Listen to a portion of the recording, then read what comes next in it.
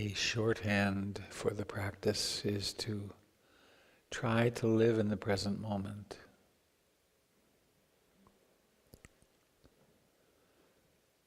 In this moment, we sit here in this great room. It's a particular time of day.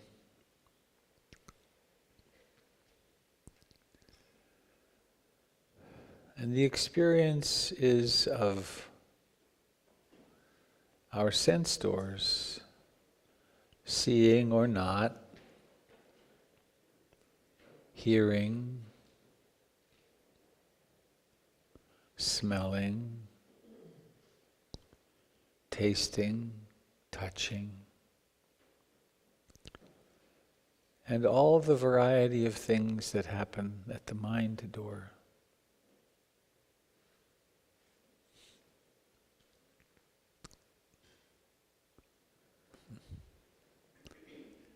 The great Thai master Ajahn Chah lived in the last century, provided a metaphor for practice, which is that it's like sitting in a room with 6 windows. One of the windows is the eye and vision. Another is the ear and sound. Another, yet again, is the nose and scent. Another is the taste, the mouth. Another is the body, the feeling body that is impinged upon or has sensations. And the 6th is the mind.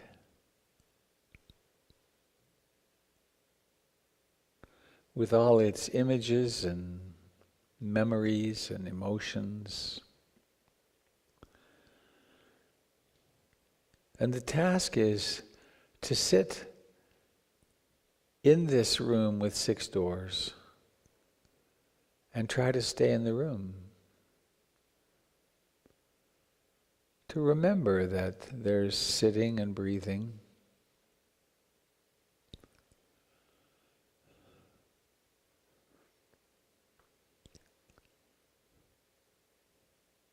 And oftentimes a particularly seductive thought or emotion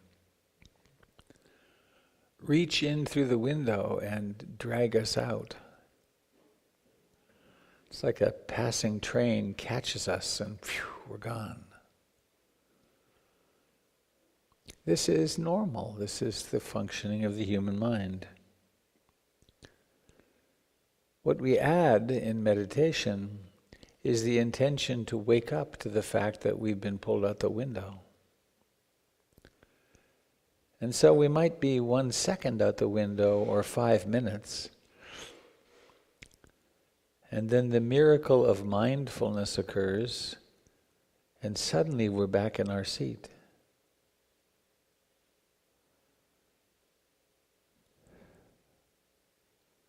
It's rather remarkable that something as apparently simple as this could be the royal road to freedom.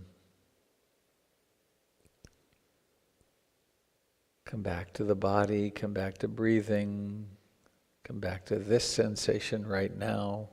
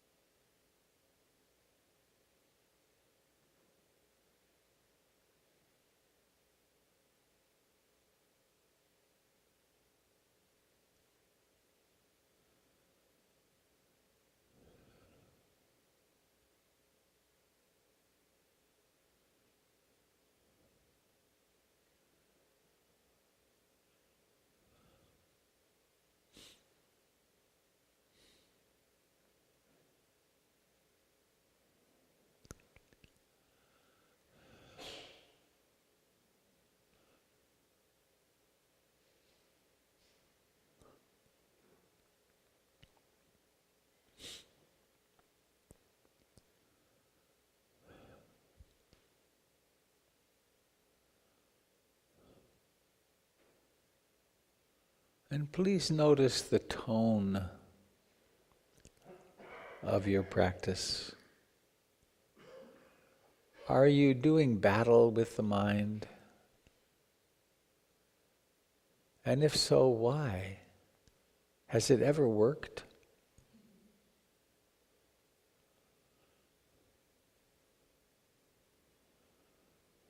Love is the most potent force in the universe.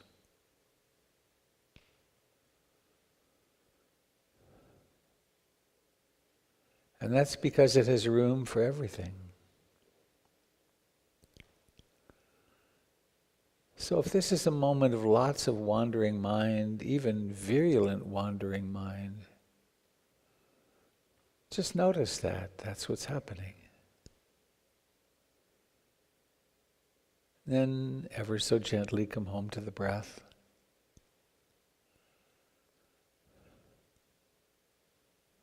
If this is a mind that's falling asleep, just notice that.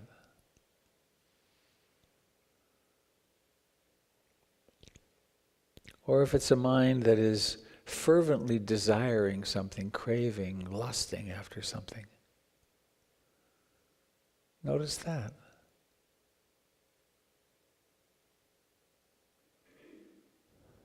Similarly, if it's disliking or hating or fearing,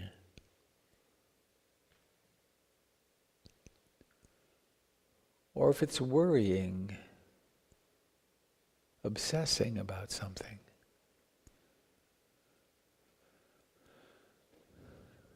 notice that no matter what the mind is doing, there is the simplicity of the sensations of breathing in and breathing out to which you can return.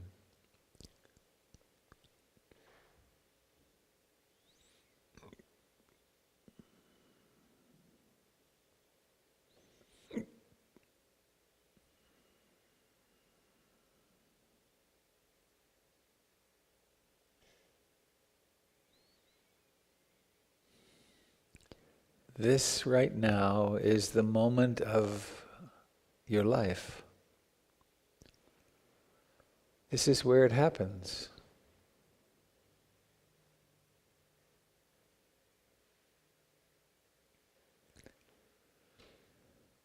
So why not be present in it, whether it's pleasant or unpleasant, painful, whether it's kind of neutral.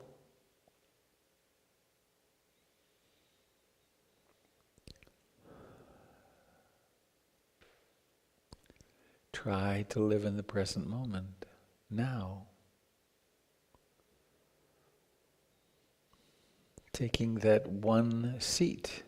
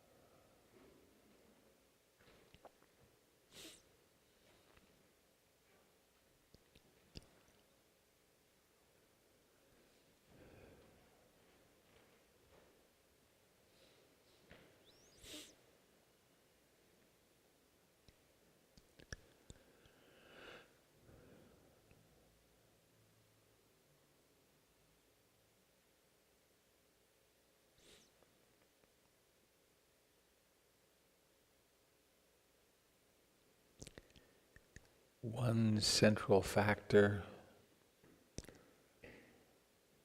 actually one of the 7 enlightenment factors, is curiosity, investigation. What's going on?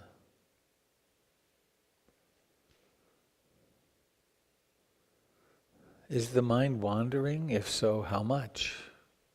How intensely? What's it wandering off to?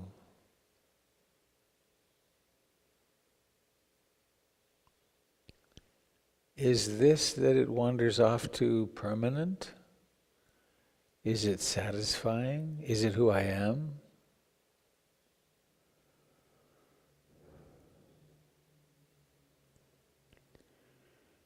When pain arises in the body, to be curious. Usually pain arises with disliking, unconscious movement. Now we might hold still. So what's it like to have pain somewhere and to not move to get away from it? To study it actually, to get close to it, to befriend it.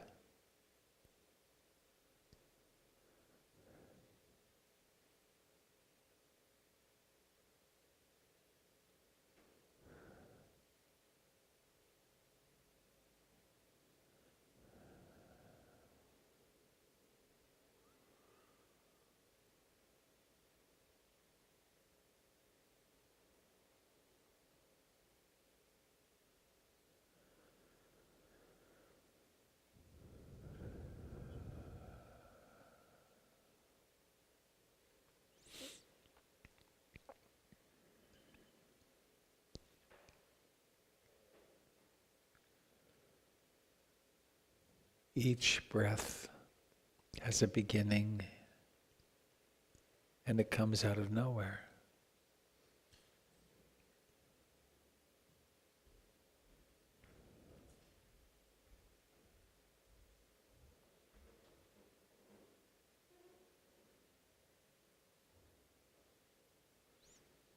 Can you observe that? There's a pause between breaths and then a breath is born. It rises to fullness and then expansion turns to contraction and sensations until they end. How intimate can you become with that simple miracle?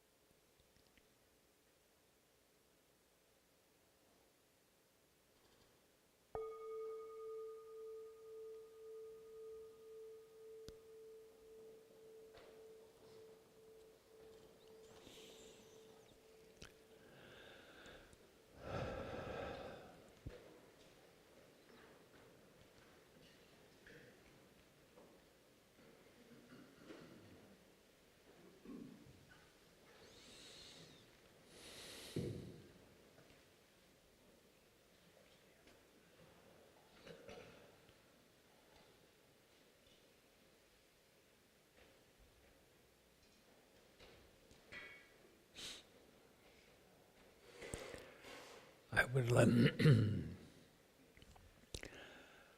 I would like you to thank I would like to thank you for coming and for making this commitment to world peace, to peace in our own hearts. I deeply believe there's nothing we can do that is more potent to affecting the peace in our time than becoming peaceful and conscious ourselves. As we go through the world, we leave behind us a wake, and the wake arises from our contact with other persons, whether we speak to them or not. And so to come and devote some time to becoming peaceful changes a lot, changes everything really.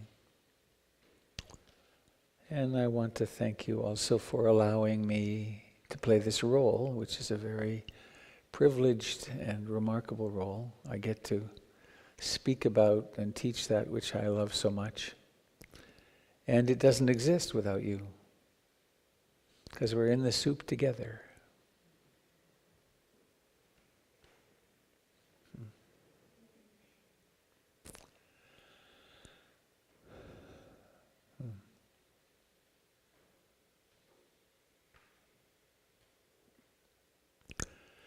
Mr. Jim, would you care to lead some mindful movement, please?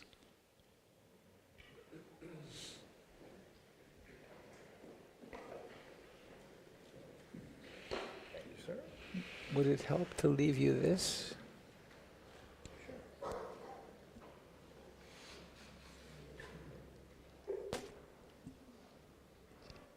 Nice color, don't you? Do you have a choice? You have a preference? I like the purple, whatever it was. Yeah. Oh. That's funny.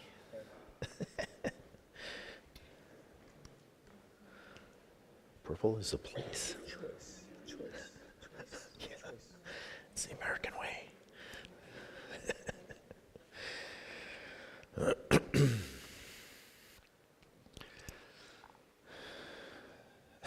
Everybody's stretching already. Okay. Well, I guess we're going to start this way. Just feel the weight go into one leg and stretch over to the other leg.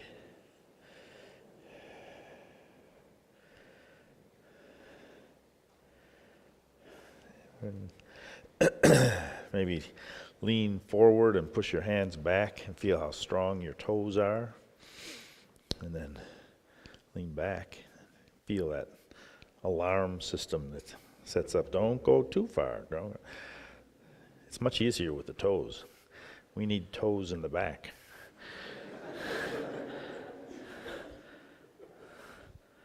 Although that might start some other problems. I don't know. Okay, so let's get our feet parallel and our knees soft and our shoulders soft. So part of Qigong is soothing the body.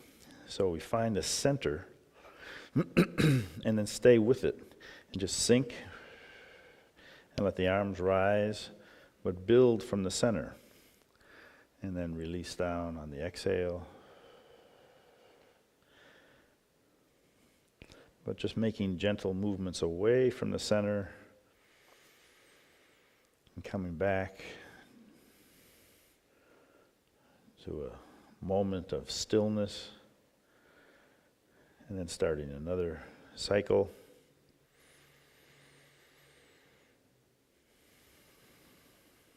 It soothes the body. We start breathing a little deeper. We have plenty of oxygen.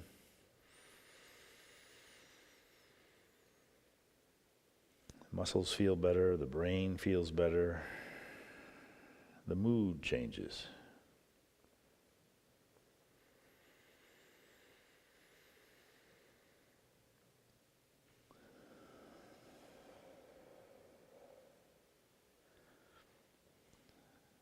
And we expand a little more. We lift and then open away from the center to the side. come back, and sink. So we create this impermanent cycle. This is not the end, this is not the end. Maybe this is the end, then it comes back.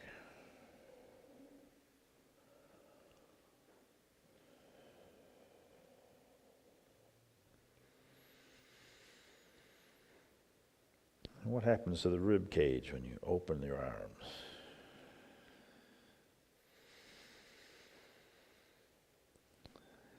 So Robert talked about investigation, one of the 7 factors of enlightenment.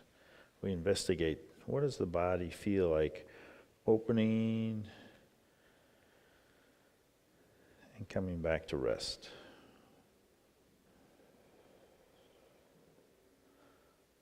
What does it feel like to lift overhead?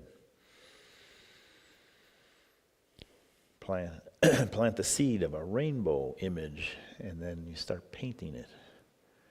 So the mind and the body are working together to paint this rainbow. It's not often that the body and the mind work together. We're usually miles from the body.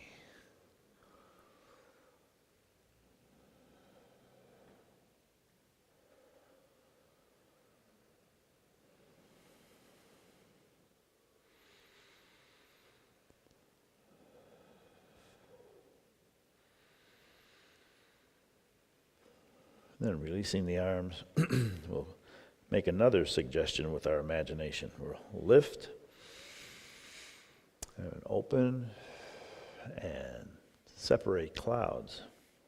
So now we have an image that organizes all these movements.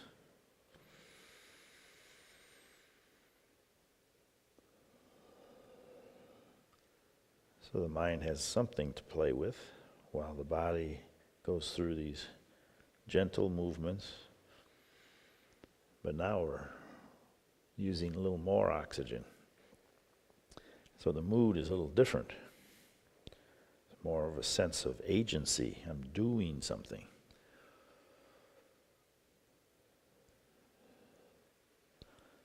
And the body's very flexible. It can do lots of things, almost like swimming, pushing and pulling.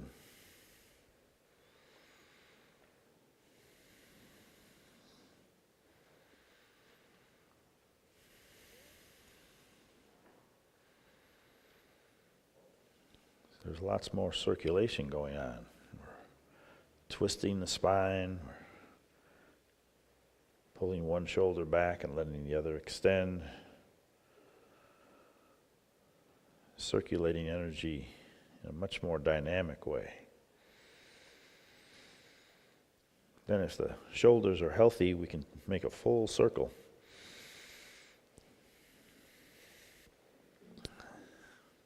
And if this causes discomfort, then just modify it. Don't do it the way I'm doing it unless it feels good. But notice what happens with the shoulder blades. They come together, then they separate. We're kind of massaging the back of the lungs.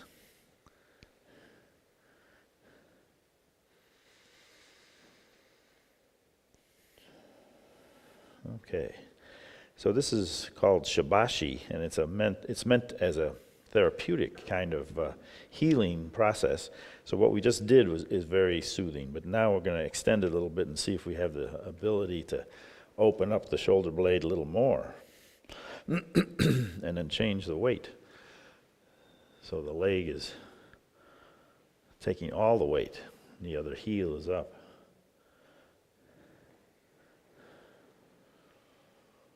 Then that starts the amazing rhythm in the floorboards.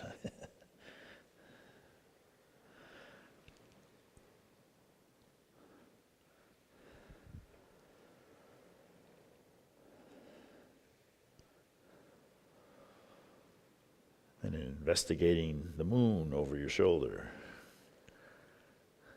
Not there. Maybe over here.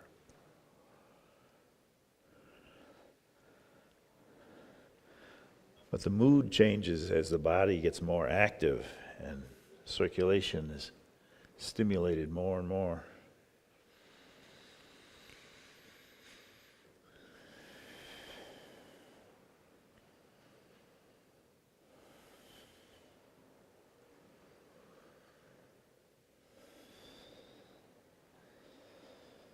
Pressing across, feeling the weight shift with the hand extending, and then the other side. The toes have to work a little bit to compensate for this extended weight out here.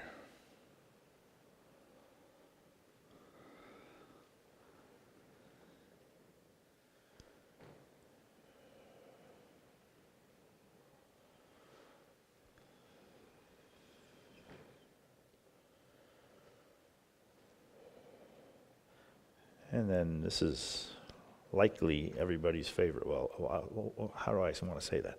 It's many people's favorite.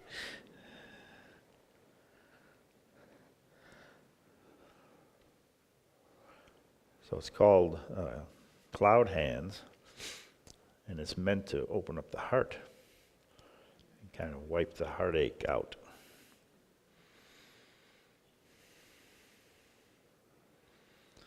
So there's a cloud drifting across the sky, and then a shadow following with it.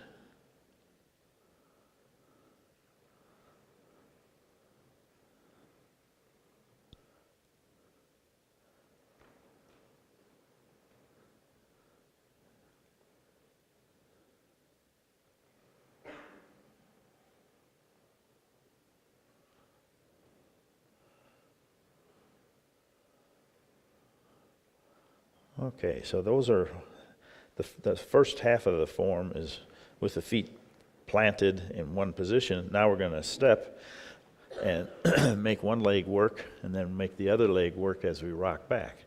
So it's a little different, again, it's a little different mood of agency and effectiveness. This leg can support us out here and the other leg can support us back here.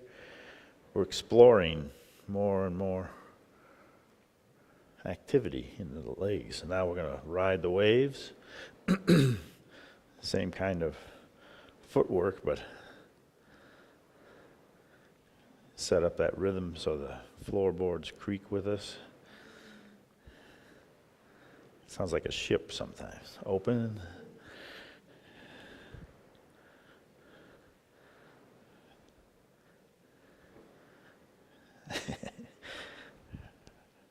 Sometimes I think about Moby Dick.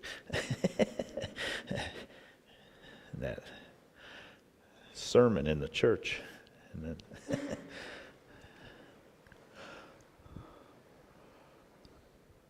that's a different mood.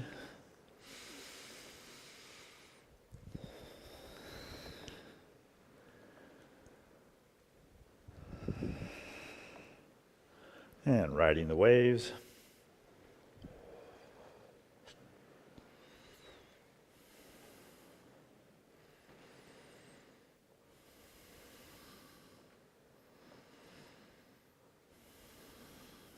Okay, open the arms.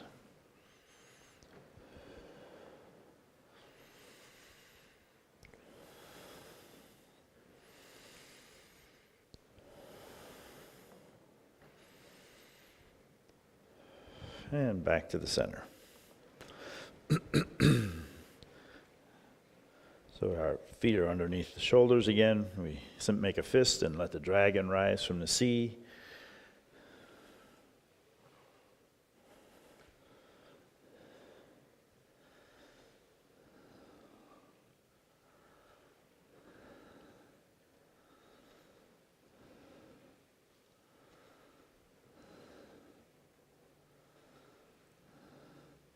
And then up on the toes, we'll soar with the cranes.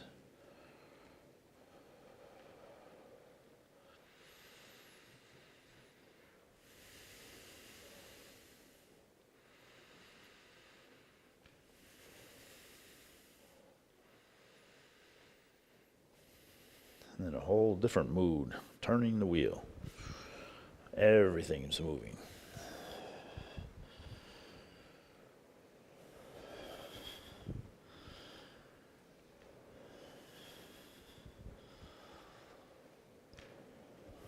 changing direction.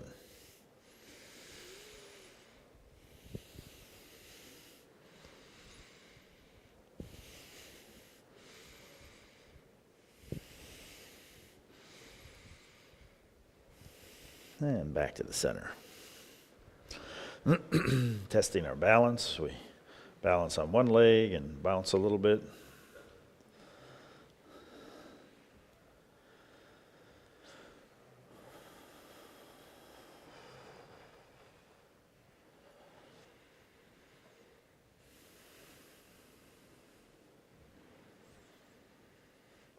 And then relax.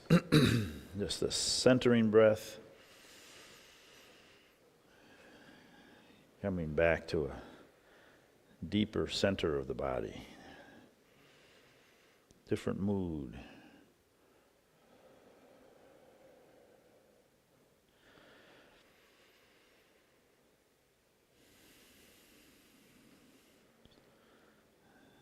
So the thoughts affect the body, and the body affect the thoughts.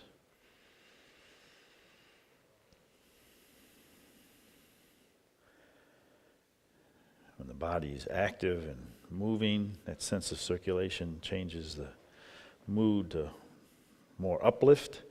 When we pause and deliberately turn inward, the body can rest. A different combination of moods unfold. Just the curiosity of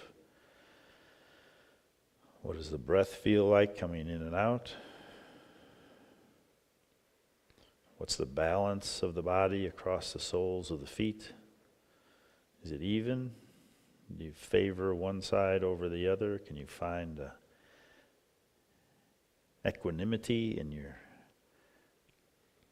balance? Both legs working roughly the same amount of energy. Things are balanced front and back, left and right. How do we know that? There's an awareness that can just settle on the body. And mindfulness of balance arises. We may be mindful of poor balance, or we may be mindful of good balance, but the awareness settles on this river of sensations. And when it's roughly the same right and left and forward and back, there's an interoception. Instead of perception of the outside world, there's an interoception. And it's curious how much there is to be aware of.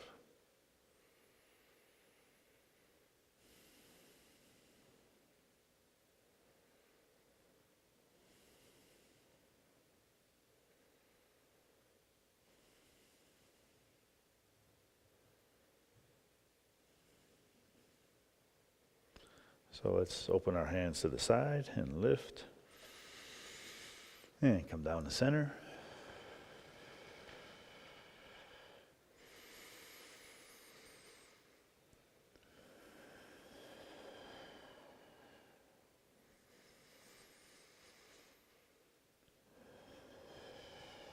And then bring our hands together in gratitude.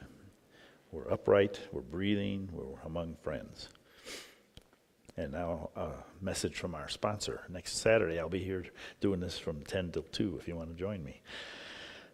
That's the Shameless Commerce Division. Thank you.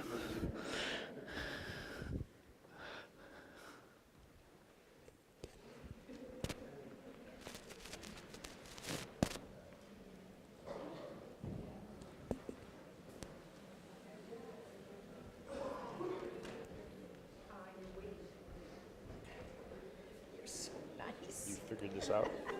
I think I'm getting there. Let me try. Okay, so. No. See, it's got a curve with curve with your face. And push up from the bottom, underneath the ear. Push. Yeah, that's good. Have I If you got push it? this up from the bottom, then it And then this automatically goes where it needs to go. Oh, it didn't. I lied. Why didn't it do that? Okay.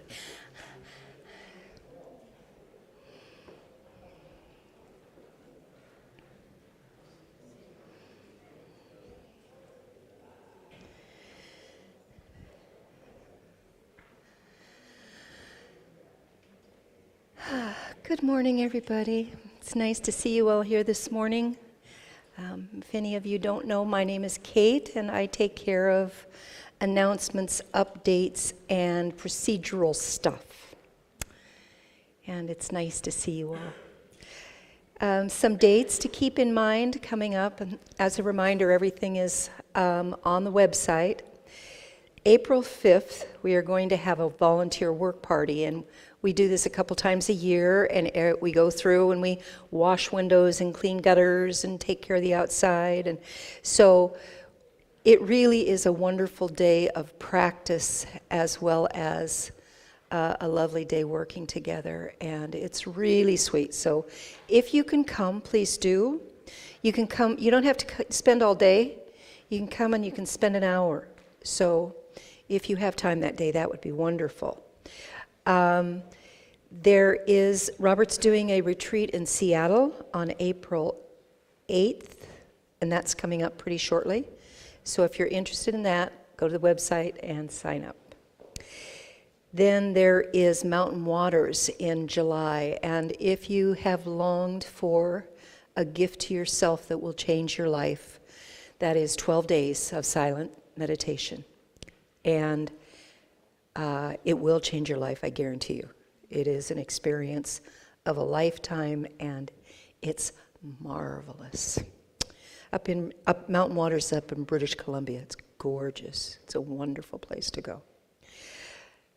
I wanted to note that this chest right here is empty right now. Michael, would you raise your hand, please? Michael kindly volunteers. Whenever this is full, he takes it to transition projects.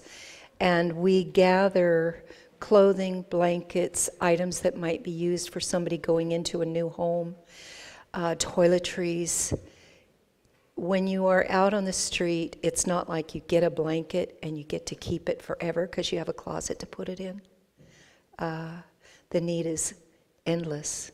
And so winter is not over, it's cold and wet.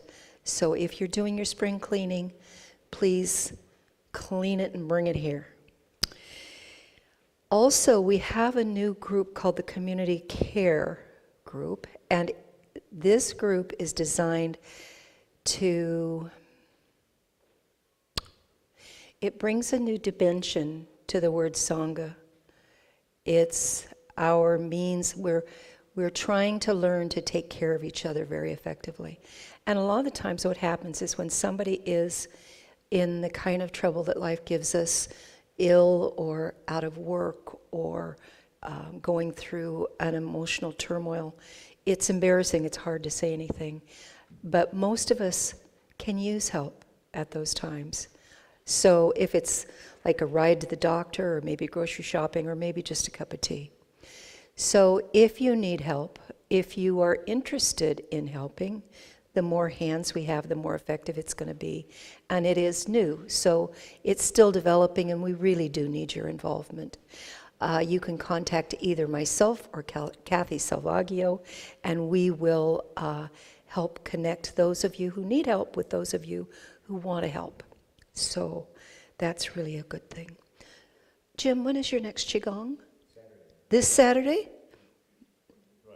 Excellent. So Jim does a half-day retreat on Saturday, this coming, so come and join him. There's more information on the website. Again, as a service to the community, we do Dharma consults. After the Dharma talk today, Jim is going to do the Dharma consults. They are in this little room over here. There's a sign-up sheet at the back of the room. I have to note that I did fail to put today's date in and that Jim's here, but I will do that as soon as we're done today. And also, you can call Robert for a half hour. You can call me for a half-hour consult with Robert, and there's no charge for that. So if you are at a sticking place in your practice, or you just need help, or you just want to talk, you don't have to have a huge issue. It's just a chance to get to know Robert a little bit too. Yesterday, we had the Stewardship Circle retreat, which is designed as a benefit for those of you who participate in the Stewardship Circle, which is an ongoing giving plan that you can sign up for on the internet, or if you don't like to use internet for monetary things, we can arrange to do it differently. The retreat was magnificent. It was, as they always are, something that reaches deep into your heart.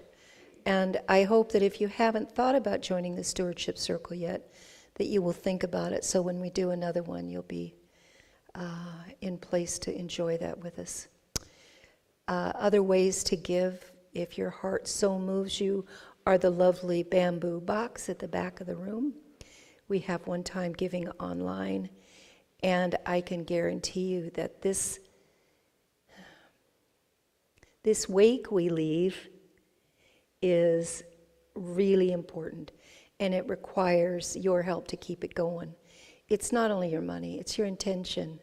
When you participate in it, it deepens your heart and the giving. So I encourage you to do that. My contact information is on the website. Holler at me if you need anything. Thanks. Robert?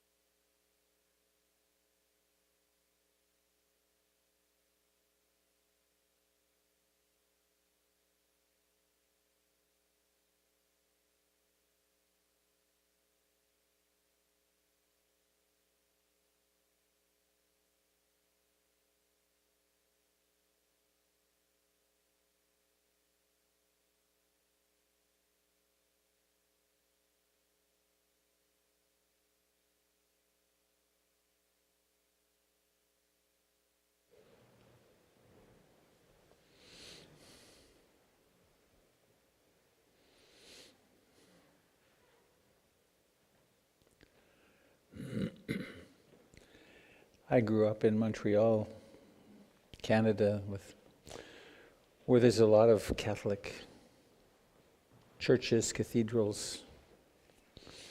One amazing big place, the Dome, this cast iron dome, is second in size only to the Capitol building in Washington. And this giant, it's called St. Joseph's Oratory. It's up on the hill, mountain. And we used to go there a lot, my sisters and I. And they had whole walls of candles. Sometimes, I don't know, 1,000. They had walls of candles, and then over here on the back, there were walls of crutches that had been left. And miracles had happened. It's quite an amazing place. I love the smell. Candles. They had good French fries too. We'd get French fries there. It was always a special treat.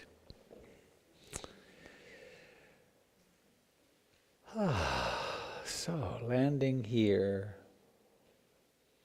Must be spring, huh?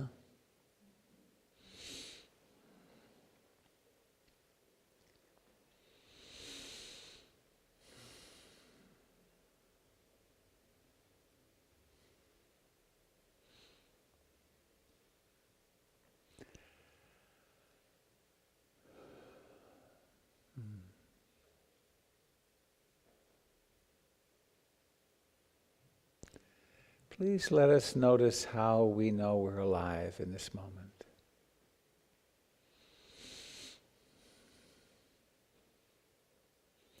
It's one thing to have a theory about it. It's another to actually feel how it is to be in a human body.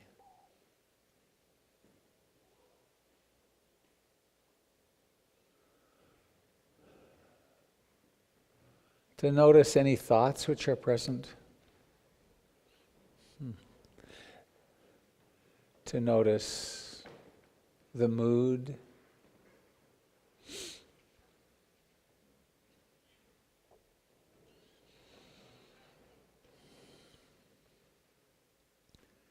To actually be here.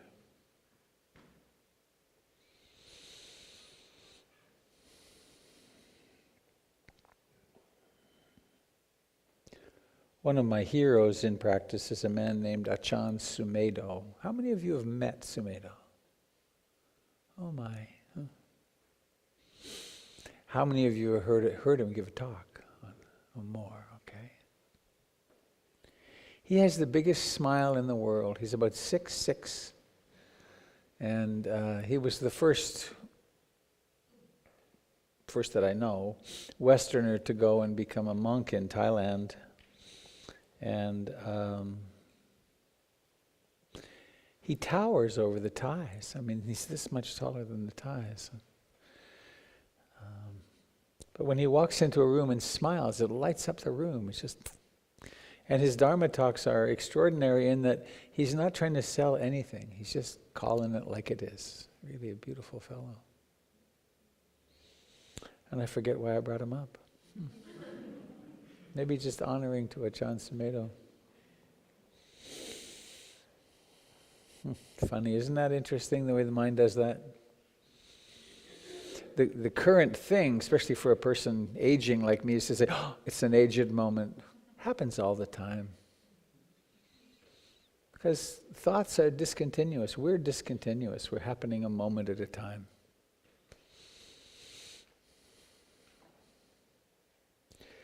I was planning a particular Dharma talk today that isn't quite ready. I went to my office while Jim was teaching, and I was moving quickly, and I thought, it's be better to do this one really skillfully. And what it's about is politics. Politics in our time and our nation. And it has to do with bringing love to our hearts for everybody involved. Because everybody's doing the best they can given their conditioning. And while we may find ourselves on one side or another, it really behooves us to remember that every single person of every persuasion is an ordinary human being who is acting on the basis of their conditioning. So, stay tuned for that next week. So, rather than that, I thought I would do what I periodically do, which is to pull out the Buddha's communication device here. Most people don't know they had electronics back in the time of the Buddha, but there's a couple of places in the canon where it says that whenever he spoke, everyone heard him. So clearly he had this. So anyway, it helps us a lot. There's 2 more if you need them, devices for hearing impairment, and hope they're working well today. So, do you have a question you might like to pose? And if you do, I will do my very best to pose a response. Something about your practice. And all you have to do is raise your hand, and I'll come and bring you the microphone. Oh, and the microphone works like this. Hard to believe there's technique with the microphone, isn't it? Isn't this place amazing? You get rid of the microphone, it's gone. So this one's on. And notice this, it's very directional. When you move it like this, it becomes much more responsive. It's a cardioid response. It's right here. So you have to hold it fairly close, And you could be like Madonna and hold it very close, but somewhere about here, and it works well. So, we could also just sit in silence, which would be delicious, of course. So no pressure. Oh, thank you.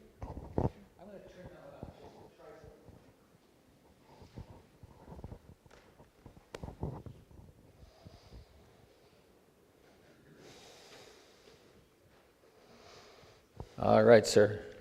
All right. Buddhists are not supposed to take anything that is not given. This something that's given to you. We sit on land taken from other peoples. We buy land thinking with our cash, with our belief that now this is our land and not other people's. We can do with it what we wish. But this was all taken. And I think the Meher occupation really lit that up for me, thinking of the Paiutes who had all of this land, and now it's all gone. The other tribes here, I worked with tribes in Southern California a lot as well for their land. So when we buy a house, we live in a place, we take land that has not really been given to us, not given through all the way down the Provence or whatever it is that you'd say for like knowing where it came from originally. The people who originally sold that took it. How do we deal with that where we live on this whole continent taken from other people through genocide, murder, and other kinds of very violent means?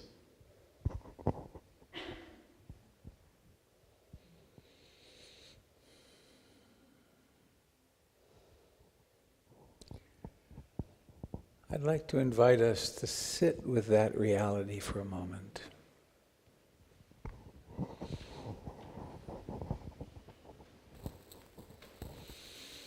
The fact that throughout human existence, we humans have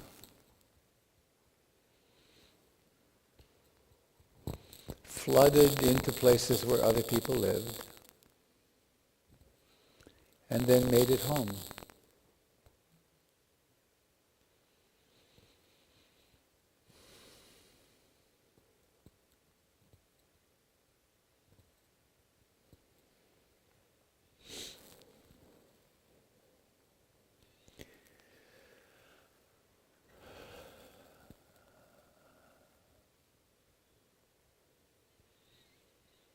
And to realize that there are right now places where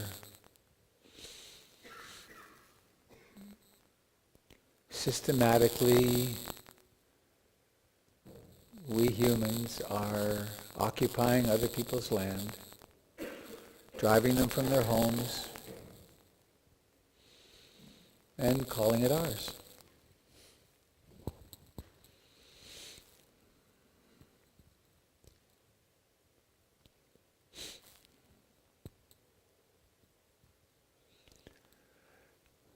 We're also making war on each other.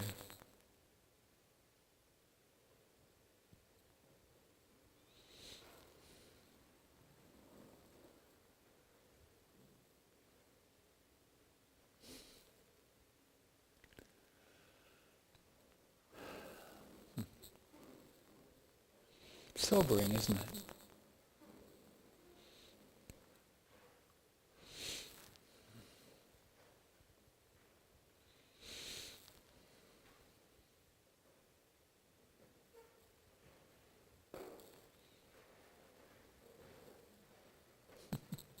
Hi, sweet. Yeah, fine.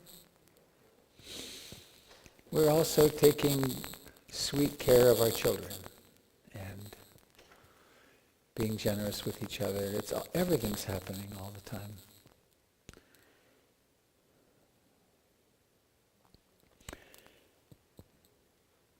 There's a factoid that often comes to mind for me, which is that today on the earth, approximately 150,000 people will die. and about 300,000 will be born. That means that right now, deaths are happening, and births are happening. It's on a scale which is unbelievable, right?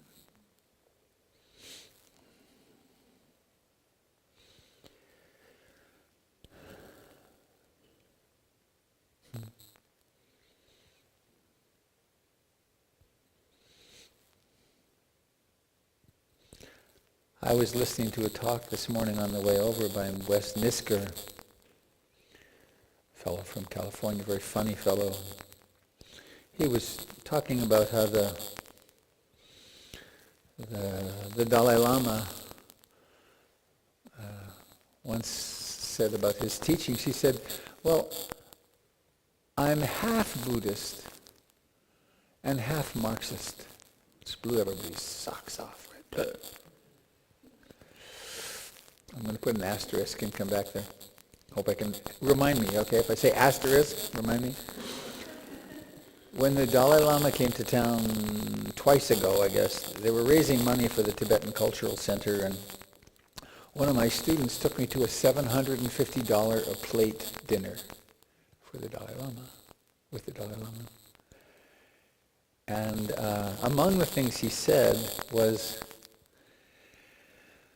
the countries of the North, the rich countries of the North, must support financially the poor countries of the South if we're going to have peace in our time at all, because there's so much concentration of wealth. And then he got that little glint in his eye and said, well, actually, it has to start in this room.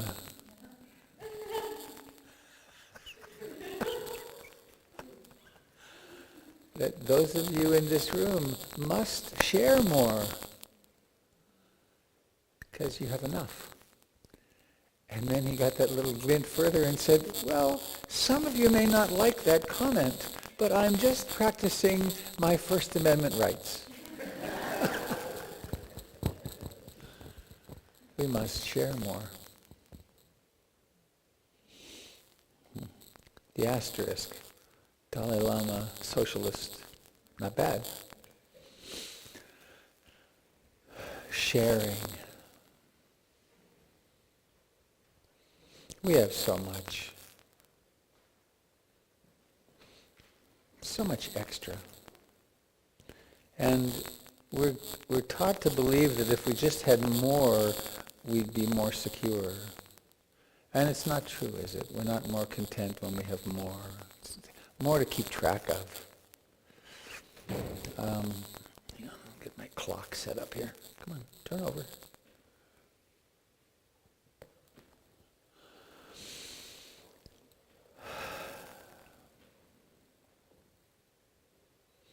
So, the personal, not solution, but part of the personal response to what you asked, Wally, was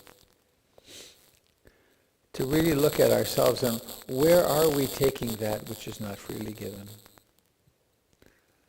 And one of the places I work with ongoingly is I take more from my body than is freely given. I don't rest enough.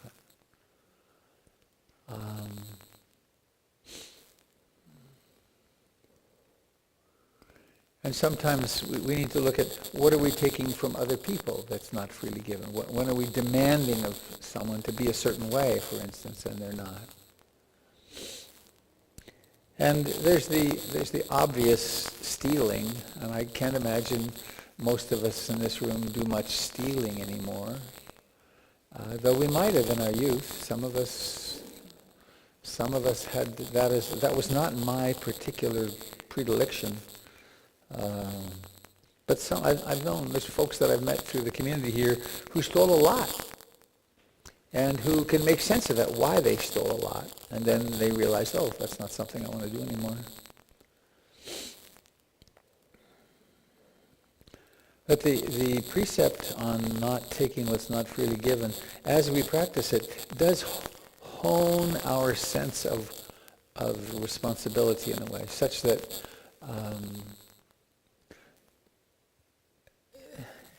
it may be obsessive, which I'm capable of, but when I go into the bank, they have a particular kind of mint that I really like. But I always ask, can I have one of these? And they kind of think it's silly. But it feels good to me to say, can I have one of these? They're out there, they're offered. So these are personal refinement issues. There's a story that keeps popping up here. Many of you have heard it. When I didn't do stealing, that was not my childhood thing. But I did steal a lunch one time, a salad at York University where I went to graduate school a long time ago. And it was down in an underground corridor or passageway, and I took it, and it felt so exciting. Yes, I stole something. And 5 years later, sitting on a meditation retreat in India, I sat with that mark in my heart for days. And when I went back, passed through Toronto another time, I went and I went to the manager and said I had to pay for a salad that I stole 7 years ago. And it was like, whoa, this guy's dangerous. But he had a problem. How does he account for it in the cash? Right? But it felt good to me to do that. It also has felt good on several occasions to go back and make amends with someone whom I've hurt in some way out of my own ignorance, to make the effort to say, I did this, and I didn't know at the time, or I was caught up in greed or hatred. But then there's this really big issue, this kind of global issue.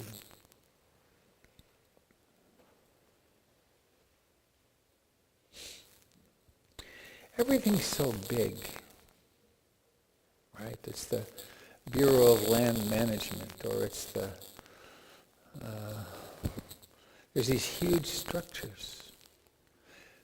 Just an aside, I'm sure you know this, that in Canada and New Zealand, the native people are getting a very different shake of it because they never settled. They never signed treaties.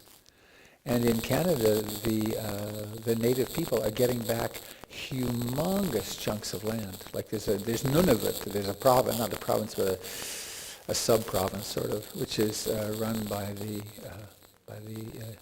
First Nations people. And there are negotiations underway. Significant parts of Vancouver, BC are owned by the native people. And it's really a struggle. So what to do?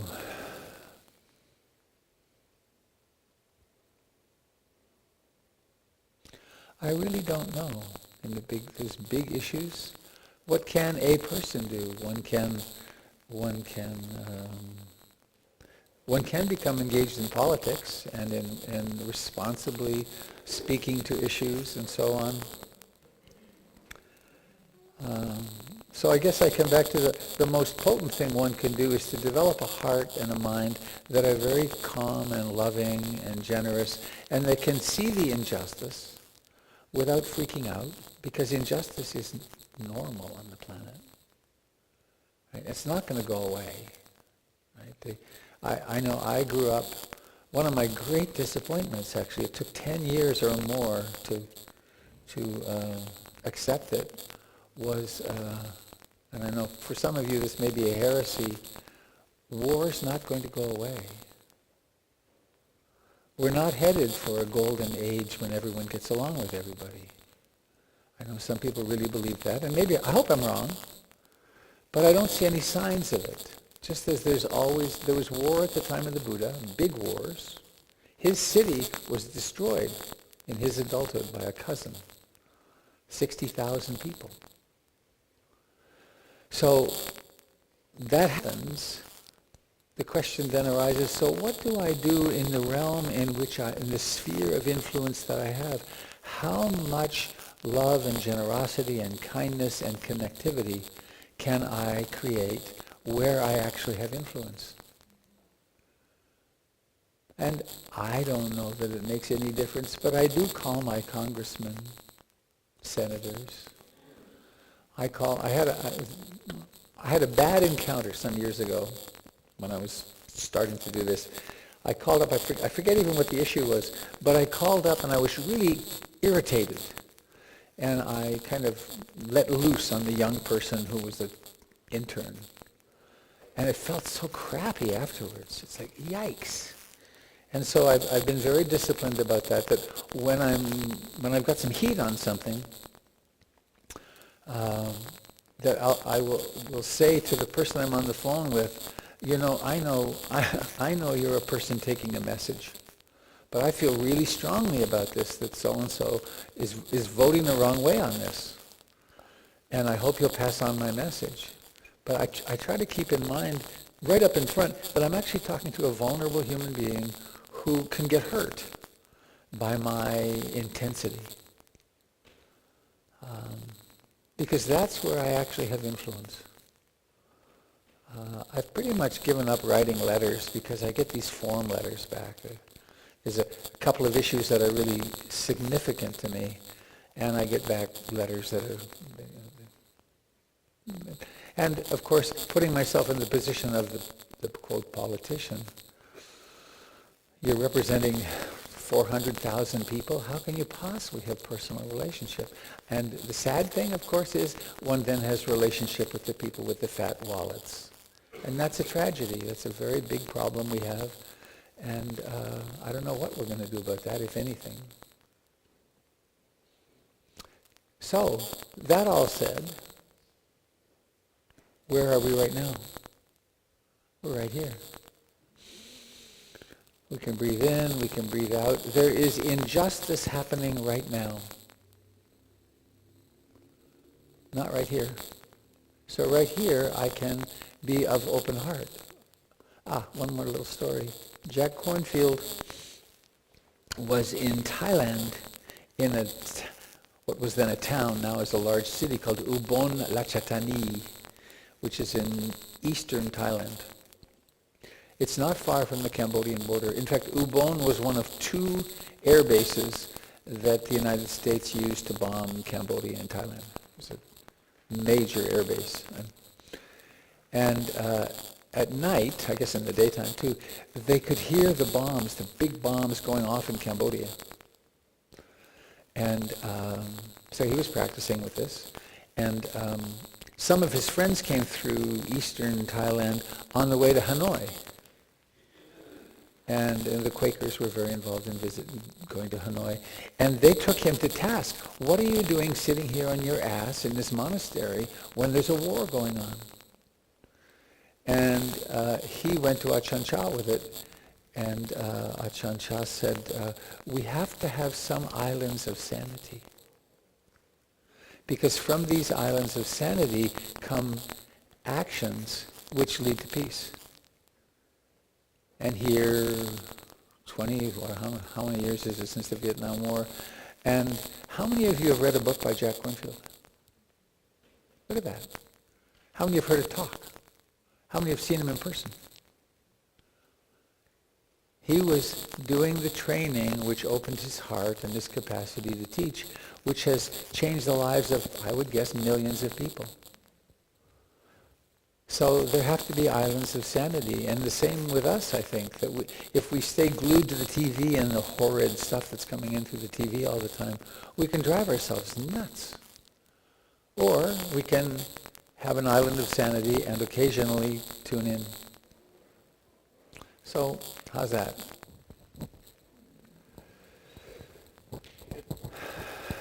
It's a bigger question. I think the sitting with it and the realization is what's important for us all, I think. Yeah.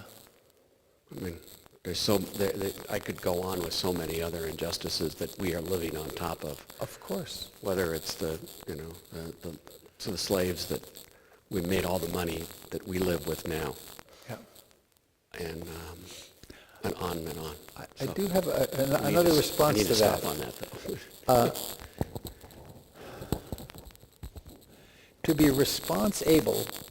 To be able to respond to what happened in future generations is very wise. To feel guilty about it is not. because you didn't do that. You may be benefiting, but the feeling of guilt was just sort of disabling, as opposed to the wisdom and compassion that can arise. And, whoa, this really happened. There's been an injustice. Is there some way we can heal that? That's a very different thing than feeling guilty. Not so much guilty, but awareness. Amen. That's what I'm... Yeah. Well, and topics like this, what you brought up, are not so... They don't teach much of this in the schools. Right? What's that great book I read? I must finish reading it. I read part of it. The People's History of the United States. The indigenous people's history of the United States? The People's History. Oh, there's the indigenous people's history of the United States, I bet which I that's even recommend more as grim. well. Yes. Yeah. Indigenous people. All over the world. The people who lived in Thailand, Burma, that peninsula, they were all wiped out by the people that came in from the north.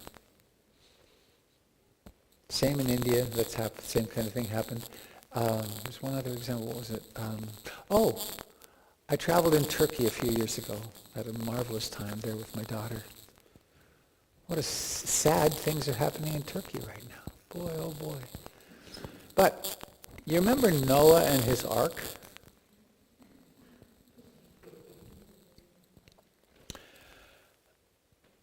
This is pretty well documented now.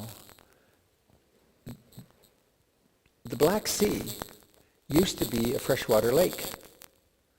And there was a beach around it, and it was 200 or 300 feet below the level of where it is now, below sea level. The evidence shows that beach was suddenly inundated by salt water. This is a heavily earthquake-prone neighborhood. It seems as though there was a dam at the Straits of Bosphorus, right there by Istanbul, and that it broke suddenly. And what they found through underwater excavation is that the villages that were there were all inundated, and that the culture that was, the pots that were in those villages, I don't know, I'll just tell you the conclusion. It would appear as though the people who lived beside the lake fled at the speed of the water and drove out all the people who had been there before, and then established themselves around the salt water. So Noah's Ark, that story, and the change of that beach happened around the biblical suggested time. So that may have been the source of it. And another instance of people driving out the people who lived there before. Whew. So I guess bringing it home, how can we be kind with each other? And how can we not drive others away and share with them as best we can? Thanks, Molly. Big questions, aren't they? Does anyone want this talking stick which weighs heavily on the questioner? Oh.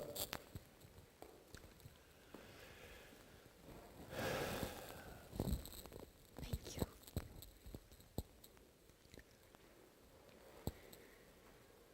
So knowing that in the world there is so much injustice, knowing that in the world there is so much injustice and pain going on, I feel strongly about self-defense. You know, if there is a need to, so if you are that person who is being driven away from the land, how from the Buddhist perspective you incorporate self-defense?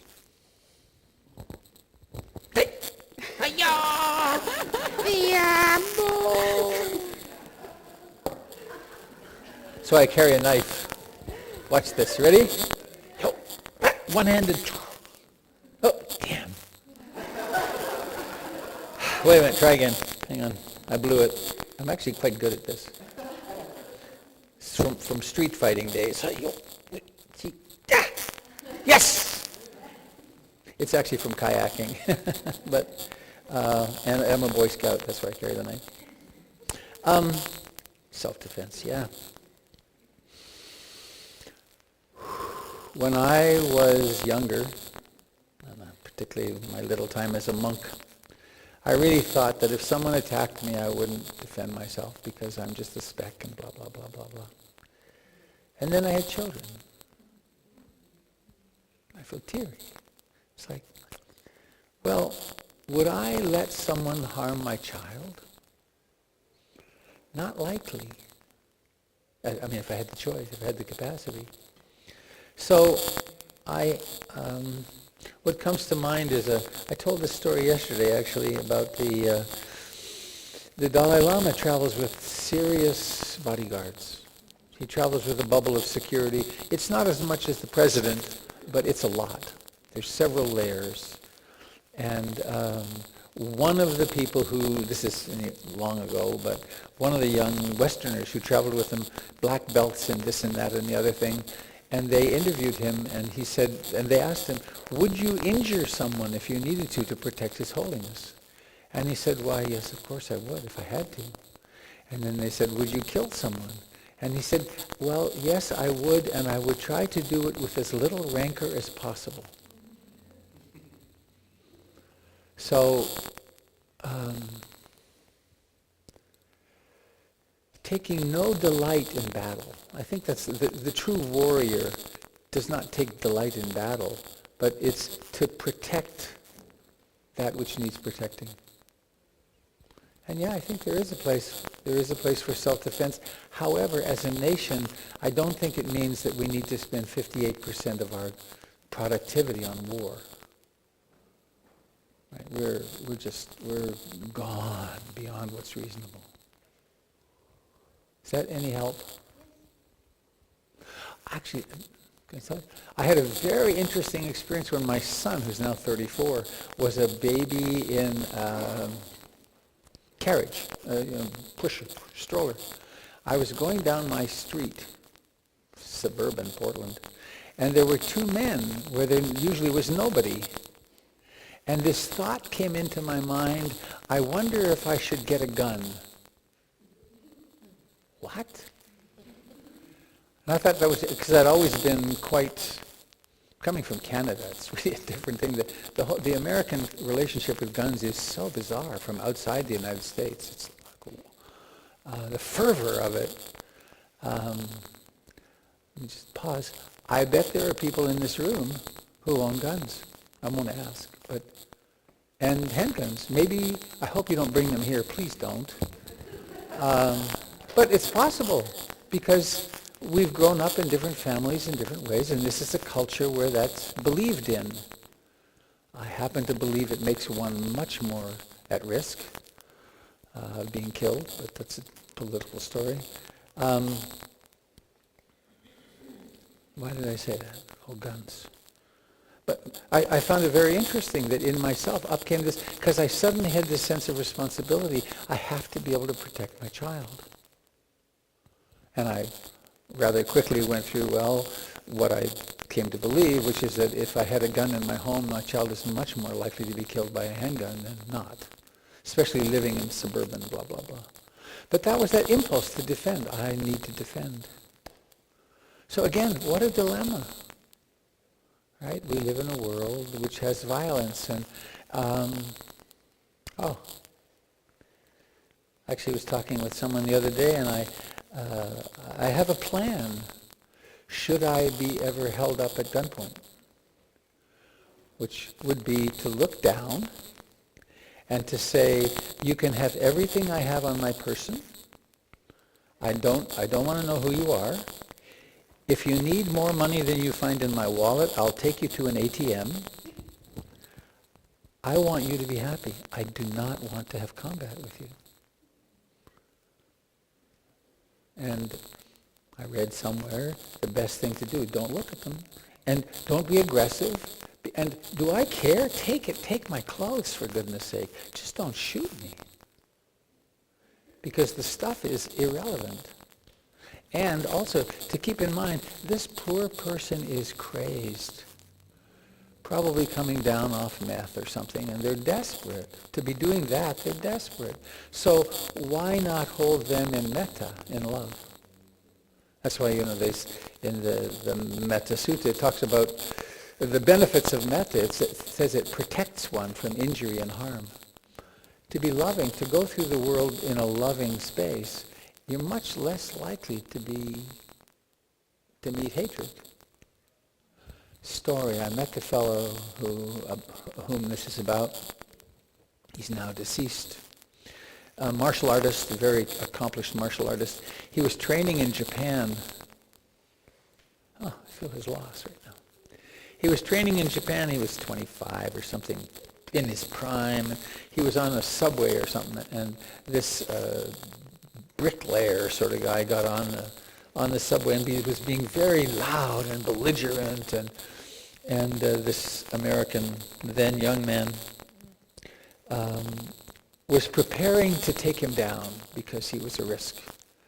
And an old man was sitting there, and the old man motioned to the drunk fellow, I missed that piece, he was drunk, and motioned and sit down, and he started talking with him, and within about a minute the fellow, the brute, wound up with his head in the lap of the old man, sobbing. Much more skillful way to go through the world, willing to hear, are you hurting? Then I can take you down. So, big questions, aren't they? I used to have road rage.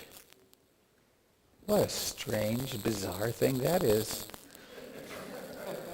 Someone cuts me off, and this is a long time ago. My mother-in-law had given me a black leather jacket, a flight jacket, really a nice one. And someone cut me off on I-5 coming into town in front where the Marriott is. And I followed him, angry, and pulled up behind him and jumped out of my car and ran up beside his window and was threatening him. And then I suddenly thought, what would the Sunday night meditators think of this? And then I thought, what if he gets out of his car and beats me to a pulp?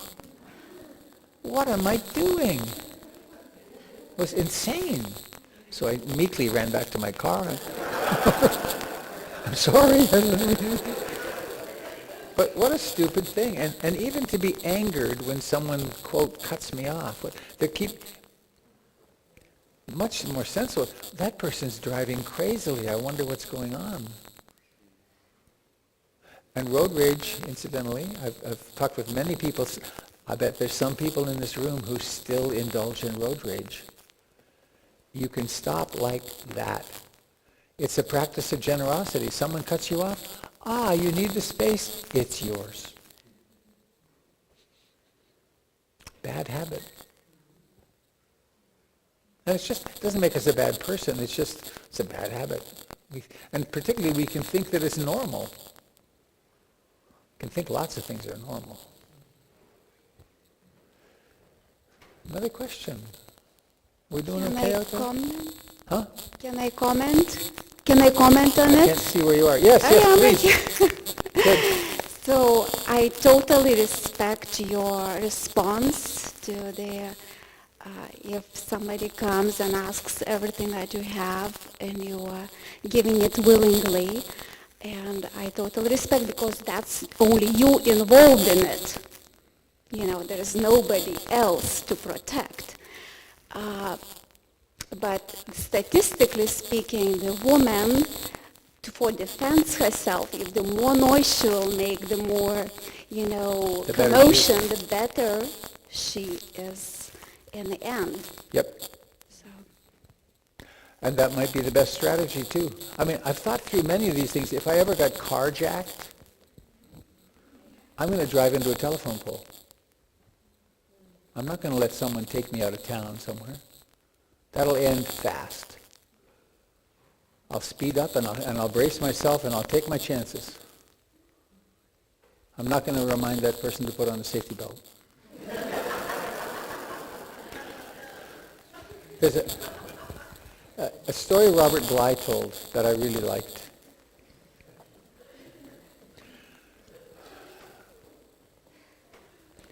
There's something about,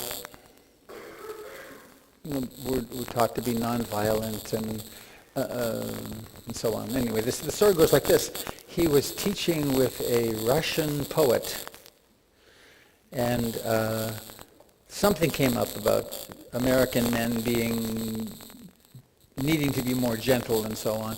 And she said,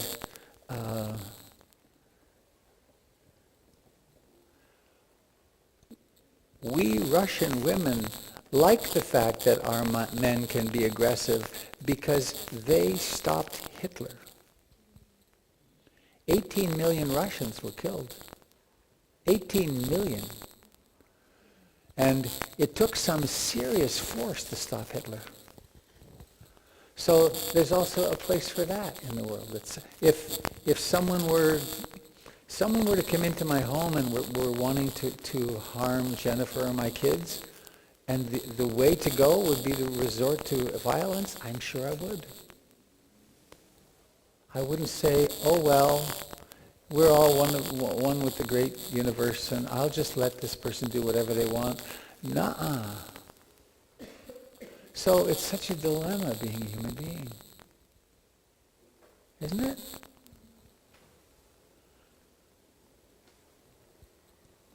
May we never face violence ourselves personally.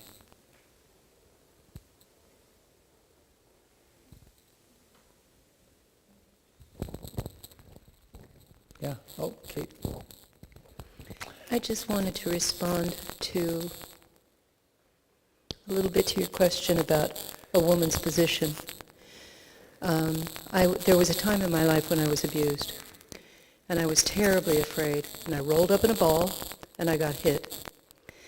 And fortunately, that didn't last for long. And after that, I became fairly well trained as a martial artist. People react differently when they feel afraid and intimidated. And when you have a stronger sense of your own strength, you're less likely to be reactive and to make things worse. I guess I'm just saying I don't see anything wrong with hitting back. And it's a very, very unfortunate place. Women have a bit more to lose in a lot of situations than a man. So it's not only life and death, it's your personal integrity for the rest of your lives. So just a nod to that. And as a relatively healthy male, I go through the world with a greater illusion than most women that I could protect myself. It's just something I learned recently. There was a fellow here in Portland whose car was stolen, and he saw it in the parking lot.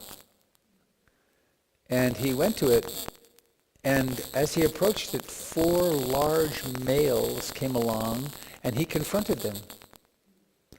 And they beat him to a pulp such that he'll never function well again. And I realized, oh, that's something I could have done. Right? Hey, you guys, that's my car. That's a little bit of wisdom. Never would I do that again, because there's a danger to that. Whew. There was another question over. Oh, maybe the last one, please.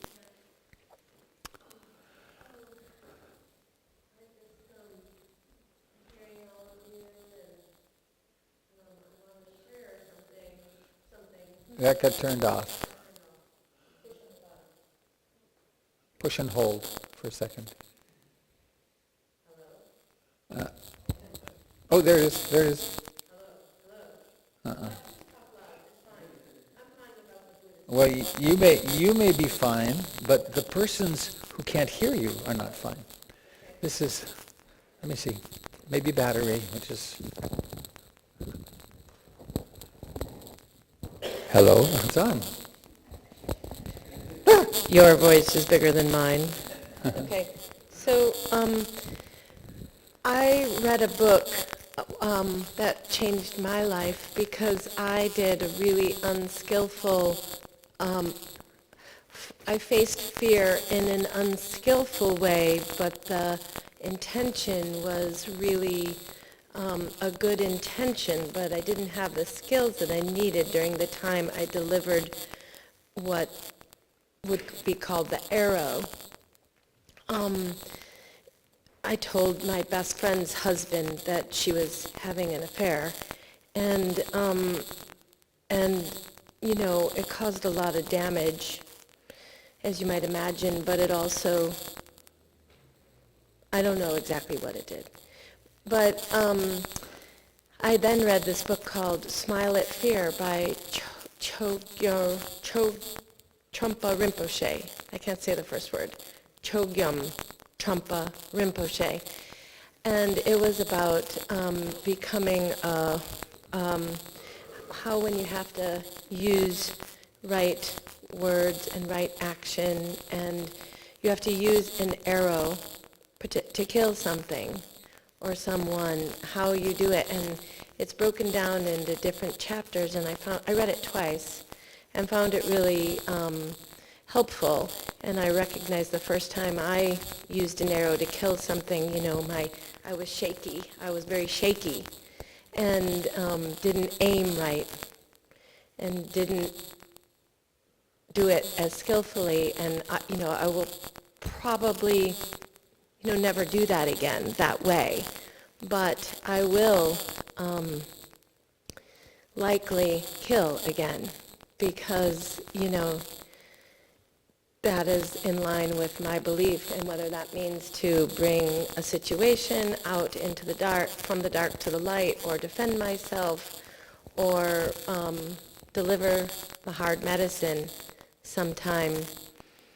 There's always, I try to use the Buddhists' tenet on the right time, the right way, whether it is skillful or not, before I make that decision and before I just shoot the arrow. And you once said, Kate, and I'll refer back to that sometimes when you think, when you meditate and you wait that long for all those times to come, at the end you just don't need to do anything. It just evaporates. So I just wanted to share that. Thank you. And that's a really good book. Smile at Fear, it's called. Yeah. So the kids will be with us momentarily. Let's take a moment to just plop into where you don't need to change position. Let's not think of meditation having to do with any position. It's just where we are, right? So to take a deep breath. And we've been sharing some ideas. They may have changed our position on something. They may have hardened the position on something. But that's already happened. And where are we right now? We're right here. And we're breathing, and it's a remarkably safe spot right here. And we are faced with the opportunity to go and eat some nice sugary donuts and coffee and tea and have some company. Maybe light another votive candle. So here we are, sitting in this 6-windowed room. How present can we be? Letting go of the past and the future. Letting go of philosophy. Letting go of ideology.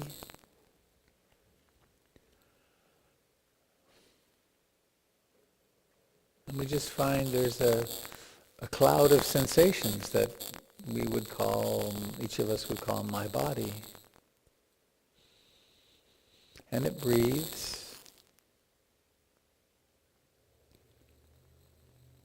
And it's capable of such exquisite kindness and generosity. So we could incline our hearts and minds toward that. It's my intention to be generous and kind and to be very responsible. If we truly are environmentalists, each of us is a little fragment of the living earth. This is the world. This is the planet, as you. So how shall I take care of this piece of the world? And now letting eyes open, and we'll let the bucking bronco out of the... Thank you for this morning and for these questions. I hope more light than smoke was generated. Please let's form a big circle. Get...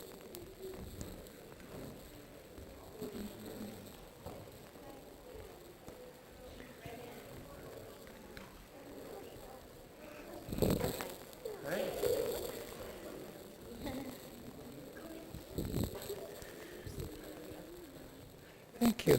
Come back. You're welcome. Yeah.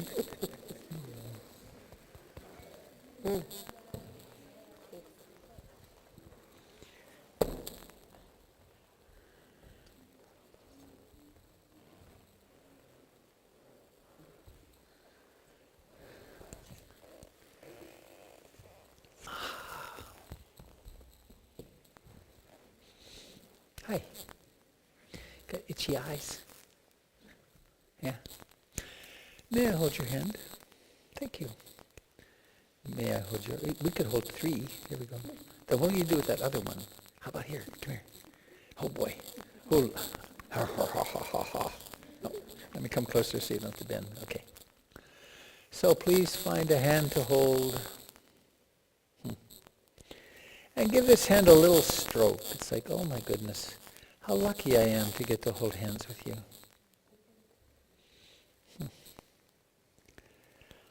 Just thought. Let's call to our hearts the great saint of the 20th century, Mr. Rogers. He had this piece really together. Really together. Good man. So our minds can do anything. Why not have them think a really kind thought for the person who's holding your right hand? And wish them well in some way. It may not affect them at all, but it certainly affects you. And then the person on your left, give that hand a little squeeze. May you be really happy in your life, and free and protected from all violence. And then let's imagine or send an energy around the circle in your left hand and out your right, and your heart is the propeller. See? It's a transformer, pushes love around the circle to the right. To every heart and every hand of everyone in our circle. And then our circle is really the circle of all life. So to all human beings, there's a lot of us, almost 7 billion. They're all just like us. They all want to be happy and safe. And also including our brothers and sisters of the air, the earth, and the waters. We all come into life, spend a few moments here in the sun, and then disappear.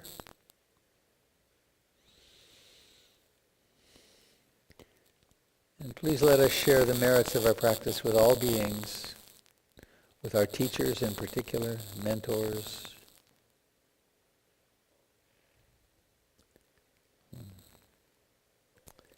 And now we come to that highlight of the night, of the day rather, where we have the sacred chant. Who is... We are very conveniently placed, aren't you? Right here. Will you share the mic nicely? Yes? Okay. So whenever you're ready. May all beings be happy. May all beings be happy. May all beings be happy. Sadhu, sadhu, sadhu. That was beautiful. Thank you. Wow. So we now come to that exciting moment when we get to make a wish and blow out the candle on the proper count. And before that, we're going to be patient for a moment. Whew, it's hard. What a pain.